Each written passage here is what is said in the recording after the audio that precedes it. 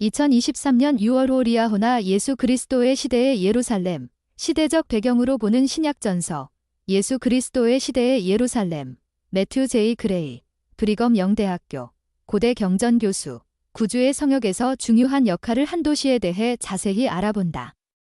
예루살렘을 바라보시는 예수 그리스도, 크라이스트 러멘츠 오버 저루설럼 예루살렘을 보며 슬퍼하시는 그리스도, 게리 스미스.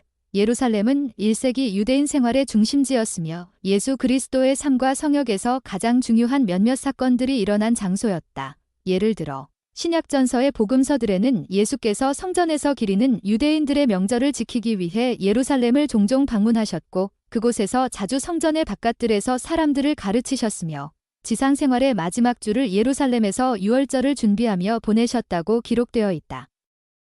이러한 상황에서 예수께서는 현지 정부와 대립하게 된 마지막 대중 설교를 하셨고 제자들과 최후의 만찬을 드셨으며 겟세마네에서 고뇌하며 기도하셨다. 그리고 그분은 재판과 학대, 십자가형으로 고통받으심으로써 결국 목숨을 잃고 매장되신 후 부활하기에 이르신다. 예루살렘이 예수님의 생애 및 사명과 관련된 주요 사건이 일어난 장소였던 만큼 초기 로마 시대의 도시 풍경을 이해하면 복음서를 읽는 데 큰 도움이 될 수 있다. 헤롯 대왕과 그의 후계자들이 통치하던 도시, 예수께서 생전에 보시던 예루살렘과 오늘날 관광객이 방문하는 예루살렘의 모습은 유사점이 거의 없지만 우리는 경전 기록과 역사적 자료 및 고고학적 발굴을 통해 1세기 예루살렘의 특징을 재구성하는 매력적인 작업을 해볼 수 있다. 예수님이 대부분의 성역을 행하셨던 갈릴리 마을과는 달리 예루살렘은 헤롯 대왕과 그 후계자들이 로마 양식의 건축, 기술 및 편의 시설의 최신 기준을 반영하여 개조한 부유하고 번창한 도시였다. 이 도시에는 다음과 같은 곳들이 있었다. 지중해 전역에서 온 유대인 순례자들이 성전에서 이스라엘의 하나님을 경배하던 성지인 성전산은 물론 예수께서도 예루살렘을 방문하실 때 성전에 가셨다. 도시를 보호할 목적으로 세워진 성벽과 요새, 안토니아 요새, 극장과 경마장 등의 오락시설, 늘어나는 주민들과 정기적으로 유입되는 방문객을 위해 도시로 물을 공급하던 상수도 시설, 북쪽의 베데스다, 남쪽의 실로암 같은 여러 개의 연못. 이 연못에서는 토라에 기록된 절기를 기리기 위해 정기적으로 도시를 방문하던 유대인 순례자들의 침수의식이 이루어졌다. 예수께서도 이 연못들을 방문하셨다. 아랫도시와 윗도시. 이 시기에 예루살렘에서 가장 오래되고 가장 많은 이들이 체류하던 지역은 성전산의 바로 남쪽에 있는 아랫도시였다.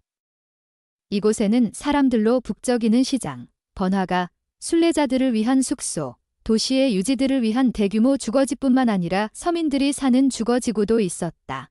서쪽에는 예루살렘에서 가장 신분이 높고 부유한 이들이 사는 윗도시가 있었다. 헤롯은 이곳에 2개의 별채와 연회를 위한 정원, 연못 등이 딸린 호화로운 저택을 지었고 당시 유대의 상류층들은 로마 귀족을 모방하려 했다. 예루살렘 성전을 관리하는 제사장들이 포함된 이 엘리트 가문의 구성원들은 폼페이 양식의 프레스코화로 장식된 벽, 꽃과 기하학적 디자인이 새겨진 모자이크 바닥, 아름다운 정원으로 장식된 도심의 저택에서 살았다. 또한 이들은 로마식 트리클리니아, 연회 시소파에 기대 앉아 식사를 할 수 있는 공간에서 고급 재료로 만든 음식과 이국적인 요리를 즐겼다.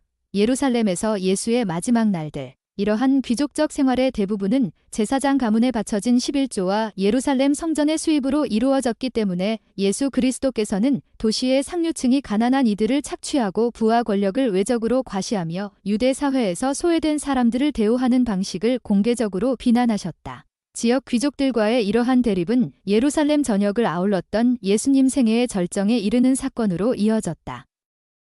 예수께서는 생애 마지막 날 밤에 이 도시의 주거지역 어딘가에서 전통적인 주거지역은 서쪽 언덕에 있었으나 아랫도시 근처의 소박한 가정집에서 이루어졌을 수도 있음 제자들과 최후의 만찬을 드셨다. 그리고 그분은 도시의 성벽 밖에 있는 감람산의 농업시설인 겟세마네 혹은 기름 짜는 틀이라 불리는 곳으로 조용히 올라가셨다.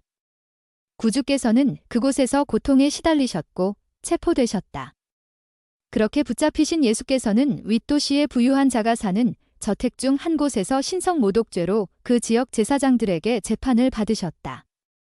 이튿날 아침 예수께서는 로마 총독이었던 본디오 빌라도에게 다시 신문을 받으셨다. 이 사건은 한때 헤롯 대왕의 소유였던 궁전에서 일어났을 가능성이 있다. 그런 다음 예수께서는 성벽 밖까지 강제로 자신의 십자가를 짊어지고 가셨고 해골 언덕이라 불리던 골고다, 아마도 도시 북서쪽에 있는 버려진 채석장 근처라는 처형장에서 공개적으로 십자가에 못 박히셨다.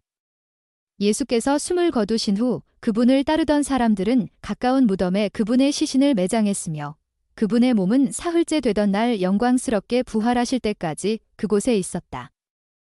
비록 오늘날에는 예수님의 생애 마지막 주와 관련된 장소의 위치를 모두 정확히 알 수는 없을지라도 1세기 예루살렘의 주요 특징과 도시의 구조를 이해하기만 한다면 우리는 복음서를 읽으며 귀중한 통찰을 얻고 예수님의 생애 마지막 며칠 동안 일어난 사건을 생생하게 느낄 수 있으며 그 거룩한 도시에서 그분이 이루신 속죄의 권능을 느끼는 가운데 더욱 그분께 가까이 나아갈 수 있다. 속죄의 실현은 예루살렘 성 근처를 중심으로 진행되었습니다.